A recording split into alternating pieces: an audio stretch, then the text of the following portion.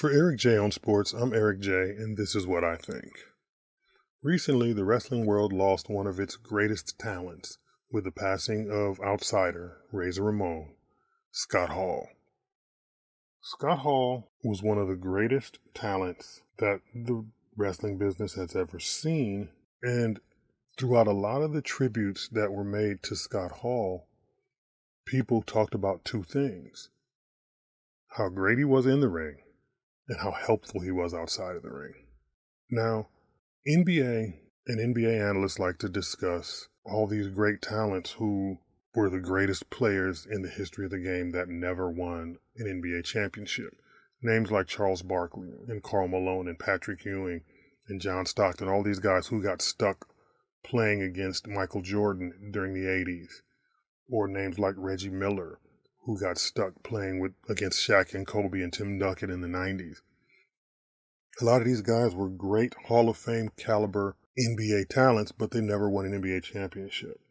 But when you talk about professional wrestling and the guys who were, if you want to say it, the greatest to never win a world championship, Scott Hall would have to be 1A right alongside Roddy Piper as the greatest at the top of the list talents who were never given world championships. You'll see names like Dustin Rhodes, or you'll see names like Brian Pillman or Davey Boy Smith, different names like that. But right at the top of that list will always be Scott Hall and Roddy Piper. The other thing you'll hear when you hear tributes to Scott Hall is how a lot of people were influenced by his match at WrestleMania 10. You listen to some wrestlers talk and they'll say the first match they remember seeing was Snuka and Morocco when Snuka dove off the cage at Madison Square Garden. You'll hear them say they remember seeing Undertaker and Mick Foley when Mick Foley was thrown off of the cage in the Hell in a Cell match. Or you'll hear them say, I really got into wrestling when I saw WrestleMania 10 and I saw Scott Hall face Shawn Michaels in that ladder match that got me into wanting to become a professional wrestler. But for me, and as you know, I've been a fan for a lot of years. I was watching wrestling before many of those things happened. And I think that better than Scott Hall's WrestleMania ladder match was his feud with the 1-2-3 Kid. Because Scott Hall, who was himself on the way up, put over this skinny kid and helped make this skinny kid a star. Because before Sean Waltman showed up in WWF, he wrestled in the Global Wrestling Federation in Texas, which is what World Class Championship Wrestling became after the Von Erichs were no longer in power. He wrestled in the Global Wrestling Federation as the Lightning Kid, and he was a former light heavyweight champion. He had a feud with Jerry Lynn, and he had feuds with Barry Horowitz and other people. But then he signed with WWF. And in his first match, they didn't call him the Lightning Kid. They called him something else, some non-memorable name, and he lost the match. Then in his second television match, they called him the Kamikaze Kid because he did a lot of high-flying moves that at the time seemed before their time, if you will. So they called him the Kamikaze Kid, and he lost another match. His third scheduled television match was supposed to be an enhancement match against Razor Ramon. So they just called him the Kid. He got into the match with Razor Ramon. He fought hard. He wouldn't quit. And he was able to pull off a victory. He pinned Razor Ramon. And they gave him the name the 1-2-3 Kid. Because of that, he was elevated. He feuded with Razor Ramon for a while. And because of that, the 1-2-3 Kid went on to be the sole survivor in a Survivor Series, to have a memorable world title match against Bret Hart, to win multiple championships in WWF, to go to WCW, join the NWO, and be called 6, 1 + 2 + 3, or 1 × 2 × 3 is 6, become a pivotal, influential, initial member of the NWO, come back to WWF as a member of DX, start his own faction, X Factor, and the rest is history for the career of Sean Waltman. Now, the name X-Pac came about because Kevin Nash referred to six as six-pack in WCW. And then when Scott Hall, still using a semi-quasi-Cuban accent from his Razor Ramon days, said it, he would say six-pac. So six-pac stuck, and then when he went back to DX in WWE, he was X-Pac, because he was in DX. And the name stuck, and that's been his name ever since. But Razor Ramon was willing to do business and elevate and put over a skinny young Shawn Waltman, and created the 1-2-3 Kid and everything that came after it in the career of Shawn Waltman. That match also led to a face turn for Razor Ramon, and then Razor Ramon ended up facing Ted DiBiase in what was Ted DiBiase's final match in the WWF.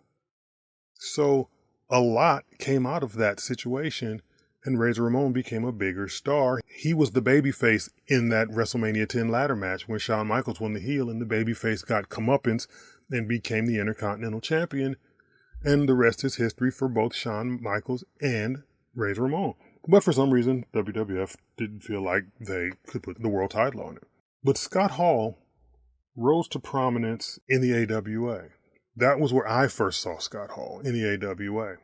Thick cowboy mustache, big fro. You know, he was a green rookie, and first he teamed with Dan Spivey in the American Starships. He was Starship Coyote, and Spivey was Starship Eagle. Then he teamed as Scott Hall with Curt Hennig, and they won the AWA World Tag Team titles. Scott Hall credits Curt Hennig, who was a veteran at the time, for helping him become a better professional, because Curt Hennig was a great professional wrestler. Inside the ring, very helpful outside the ring. He had demons just like Scott Hall did. But Scott Hall credits Curt Hennig, and now a lot of other wrestlers credit Scott Hall for teaching them how to be professionals. They won the World Tag Team titles together. They lost the tag titles. Curt Hennig went on to become an AWA World Heavyweight Champion. Scott Hall had some chances to be world champion. He fought Stan Hansen a couple of times and different things like that. But AWA never felt they could put the belt on Scott Hall, and Scott Hall ultimately left and went to the WWF. But by the time Scott Hall got to the WWF, as he was working his way up and becoming Razor Ramon and becoming world champion, the roster was just too crowded. Because at the time, they had Kevin Nash, and they had Shawn Michaels, and they had Bret Hart, and they had Ric Flair, and Randy Savage, and Mr. Perfect, and all these other people, and then ultimately The Undertaker showed up. And all these other people were there in the WWF, so it was impossible to put the belt on Scott Hall because they had all these other people who they were putting world titles on. So Scott Hall wasn't overlooked. He was just lost in the shuffle because there were so many other guys that they wanted to put the world title on. But Scott Hall made history in the WWF because prior to Scott Hall, other than the tag titles, no man had won a singles title more than twice. Hulk Hogan was a 3-time, 4-time, 5-time world champion. But as far as the Intercontinental title, Pedro Morales had won it twice. Tito Santana had won it twice. Bret Hart won it twice. Scott Hall was the first man to win the Intercontinental title 3 times. And then he became the first man to win it 4 times, right after Jeff Jarrett won it for a 3rd time. So Scott Hall made history in the WWF, even though he was never world champion. But then he moved to WCW, and in WCW, he won multiple tag titles with Kevin Nash as the Outsiders in the NWO, and he helped form the NWO. He was the first man on the scene when he said, "You know who I am, but you don't know why I'm here." And they helped plant the seed for the NWO, and then the NWO was formed. Hulk Hogan turned heel. It was the greatest faction and the greatest storyline in the history of wrestling. He was the guy. When the NWO split, the Wolfpack became important. He was the guy. He won multiple tag titles in WCW. He won tag titles in Impact Wrestling after he left WCW, but the wrestling community never saw Scott Hall as a world champion. They saw him as a great worker, one of the best workers in the business, but not someone they could put a world title on, because by this time, his demons were becoming too much. By this time, they felt like he was untrustworthy. Even though he was a great worker, even though he was a great performer, even though he was a great talker, he started to become untrustworthy because his personal issues were well documented. But, as I said, aside from that, you talk to a lot of younger wrestlers and they will say that when Scott Hall was around, he was the guy that people sought out for advice on how to advance their careers and how to be more professional. And if you read the tributes to Scott Hall on Twitter and on Instagram and on YouTube videos and things like that, a lot of young wrestlers credit Scott Hall as being the mentor that helped them to become better professionals. So, whether you remember Scott Hall as Starship Coyote, Texas Scott, the Diamond Stud, Razor Ramon, Scott Hall, the bad guy, was one of the best the business has ever seen, and he and his contributions will be missed. But because of video, because of the WWE Network on Peacock, and because of YouTube and other outlets, what he did in the ring, what he did on the mic, and what he did for other wrestlers will live on forever. Remember to like and share this video and subscribe to this channel, and follow me on Facebook at Eric J on Sports 1 and on Instagram and Twitter at Eric J on Sports. And for Eric J on Sports, I'm Eric J, and this is what I think.